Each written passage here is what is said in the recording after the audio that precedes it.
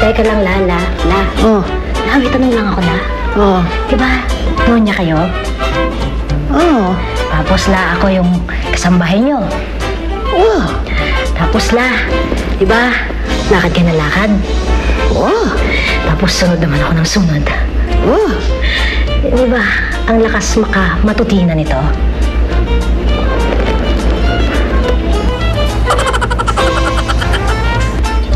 Ang nasasabi ko, kaya ako nagagaganyan, nag-iisip-isip ako.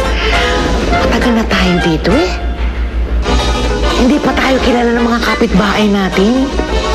Wala tayong kilalang mga kapitbahay. Oo nga, La. Baka isipin mga kapitbahay nyo, mayamang mata pobre kayo. Uy, ba't naman? Hindi naman ako ganun. Naisip ako eh. Ano yun, La? Yung tatlo nating natirang cooks, sa last challenge nila, magpapaluto ako ng sisig. Tapos iimbitahin ko yung lahat ng mga kapitbahay natin. Ay! Magandang idea, eh. Maganda, La. Yan, talagang sabi ko na. Yan, sige, ne. Sige po, La. Kayo na po. Sunod na lang po ako. Pagod na po ako eh. Ingat. Sige. Hindi ka naman mukhang pusa eh. Tarsierium pa. La, pagod ako! Matapos ang dalawang matinding pagsubok na pinagdaanan ng mga tagapagluto, tatlo na lang ang natitira. Si Shawnee, si Gilbert, at si Julius. Isang pagsubok na lang ang kailangan nilang pagdaanan at isa sa kanila ang mag-uwi na ng tumataginting na 100,000 pesos! Tatlo na kayo mumitaga na matibay. Ibig sabihin ko nun ay tatlo na lang kayong matibay na natira.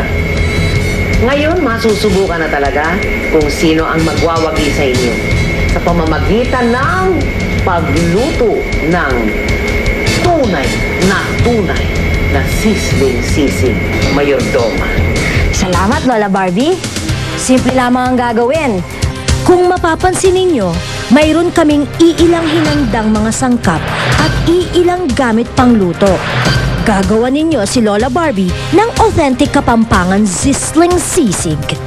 At sa loob ng 1 oras, kailangan ma-serve ninyo ang inyong niluto sa ating giant sizzling plates.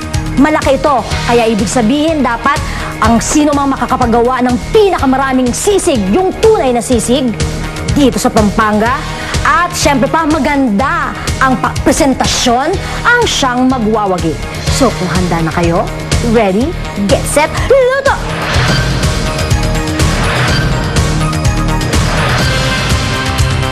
Mula sa sizzling capital of the Philippines, Pampanga, ako si Tony Petgaba. Narito tayo ngayon sa Villa Benitez para matunghayan at matikman ang pinakapanalong sisig of all time. Kaya excited tayo, tatlong ating contestants. At narito si Lola Barbie. Hello, Lola. Hello po. Tara! O, kumusta ka? Tara! Maya po. Hello po. Hello, sir. Cabeza, Ombro, Jolipe.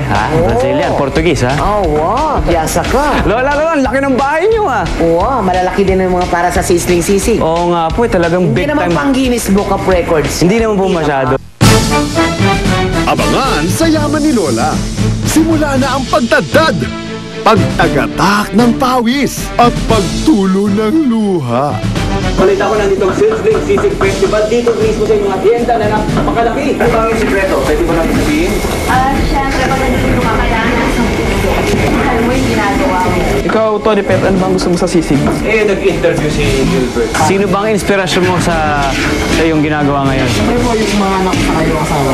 Ayan, dahil ako ang naatasang mag-judge ng inyong mga lutuin maya-maya, sana galingan ninyo.